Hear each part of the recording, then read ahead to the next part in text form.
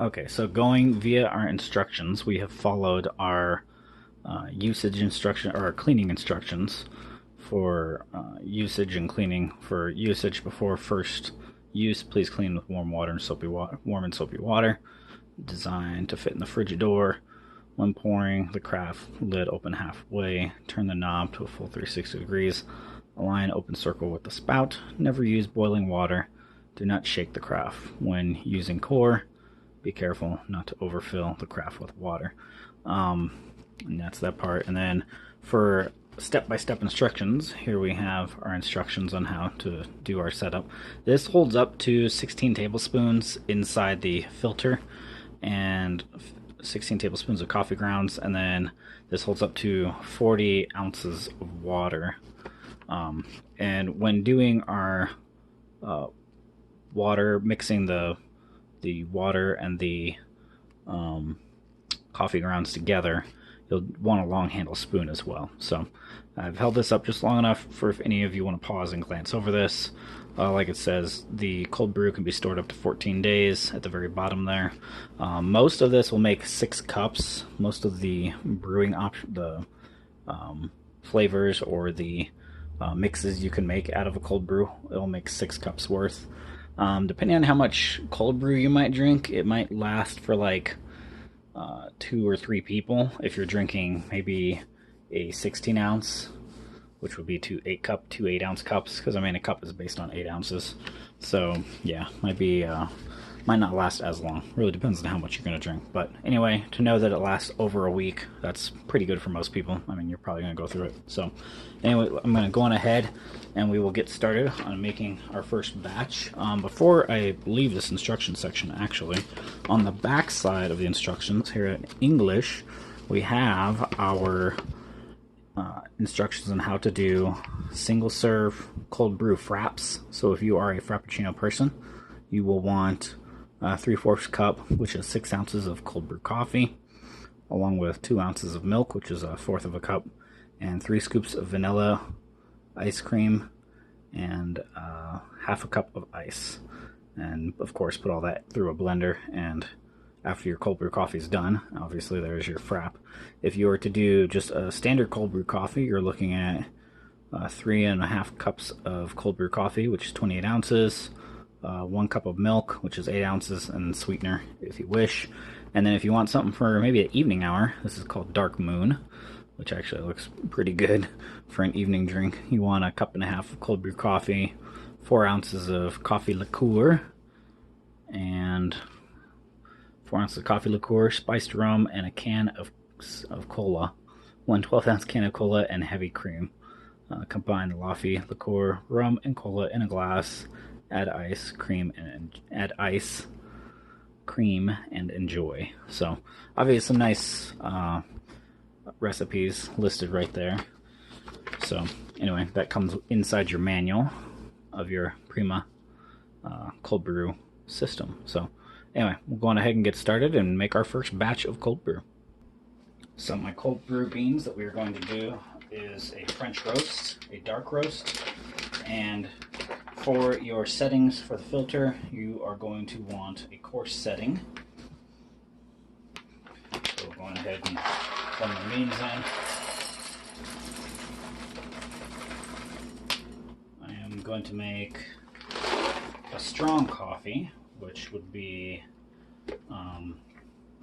12 cups of coffee, which equals, this is a max of 12, so yeah, that would be as if we were to do 12 cups. I like my coffee potent. Go ahead and lock our lid. And my tip for when it comes to your beans, always put them in a refrigerator, help keep them cold, help save the flavor a little longer. Go ahead and leave it on course, just because that's what I use for the French press, and we'll hit our start button.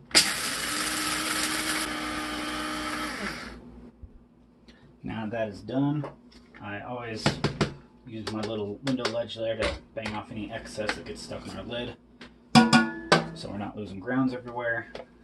Take our cup out, make sure we get anything off the rims, and let's see here.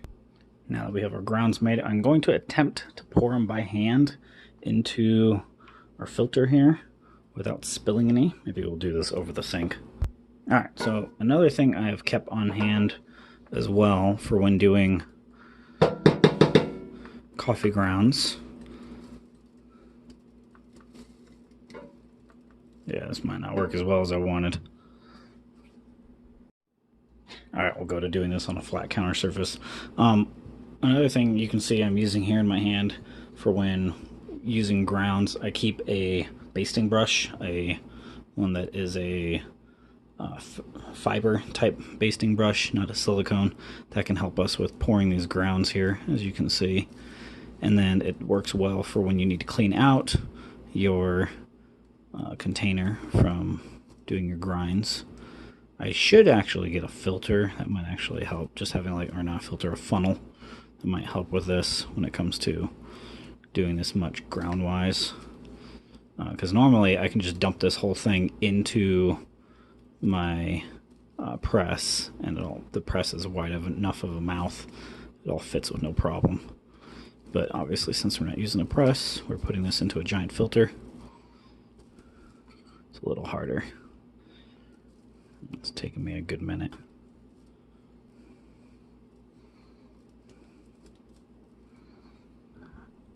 Actually, I'm quite happy because I'm not spilling as much as I thought I would, which is good.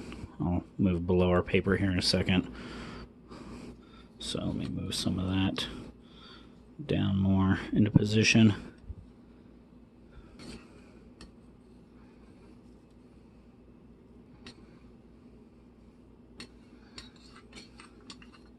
I think my brush caught a little bit on the edge of our grinding cup, so I may have gotten some below. And that way you can use that brush to help brush out any excess. Then I always just wash this out and wash our brush with some water, and that is it. So as you can see below here, I do have a few grounds, but not too much, not as bad as I thought it was. So let's see how much we got in there. That is almost halfway full, but that's probably the strength I want. I mean, I'm going to have to play with this for a while, and our grounds are going to raise once they fill up with water. They're going to start bubbling upward, so I don't want to overdo it too much. So this first batch might be strong, might be weak. We'll see. Alright, so next up we will put our lid together. Alright, so our lid here is put together on our tempered glass craft piece. We will insert our filter, and the filter actually locks in place. Once you spin it enough, you should hit a point where it locks, and you can put the handle down. And now we will take our 2 cups of water, which, if I can get that into focus for you, we are right at 2 cups of water. We will go on ahead and pour that slowly into our craft. We are going to pour this right over our grounds, just to let our grounds absorb this water.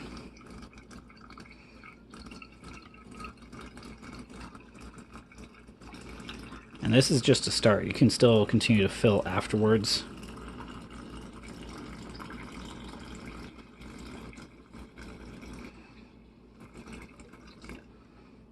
Alright, so now I'm going to grab some more filtered water. Alright, so I got some more filtered water, and it is just a smidge under the 4-cup mark, but that should be okay. We're going to go ahead and finish pouring this over our grounds, nice and cold.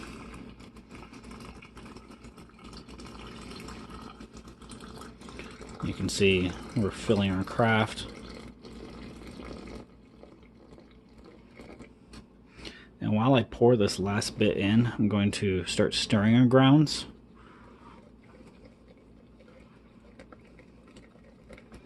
I don't know if you can see that. Let me pause this for a second and reposition. As I am pouring the water in here and stirring our grounds, you can see that our coffee, our cold brew, is actually starting to change colors inside the craft. So we're starting to make our cold brew. And I'm just going to go to where I can't see the filter anymore with water. So that little over 3 cups was actually pretty good. That was perfect. So I'm just going to stir it for a good 20 seconds here, just to make sure we stir in all these grounds, because now they're starting to float to the top now that we have filled it with enough water. So I'm going to stir and kind of push these down. Let me reposition the camera.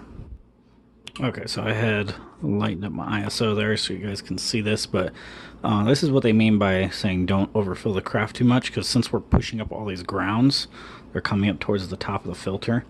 And luckily enough, since this is locked in, I'm not too worried about getting too much ground-wise past over this lip of the filter, past down below.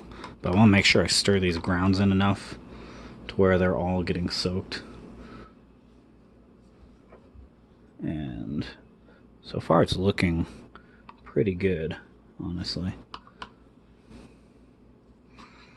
So yeah, maybe I will do a little less water next time just to make sure our grounds don't raise up over the filter itself. And they seem to be, I'm not really having that issue, which is good. Making sure all the grounds stay in place in here.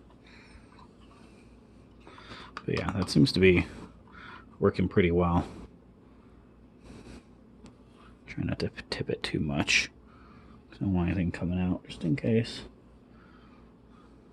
So that'll be it. So now I'm going to put our lid on, tap off those last bit of grounds, put this nice and flat, make sure I don't have nothing on our lip there. Nope, we're good. Spoon in the sink there. We'll screw our lid on here. And this should just screw in, even with that filter in there, I think to help keep it in place. Yeah, it's starting to tighten. Yeah, this puppy goes a full 360. Yeah, and that is on. So what we'll do is we'll let that brew for 24 hours. This time in the afternoon tomorrow is about 3 o'clock. We will check on our brew, cold brew, and see how it is looking. It actually fits quite well on that shelf right there. We'll just let that soak for 24 hours. I will see you all in the next video.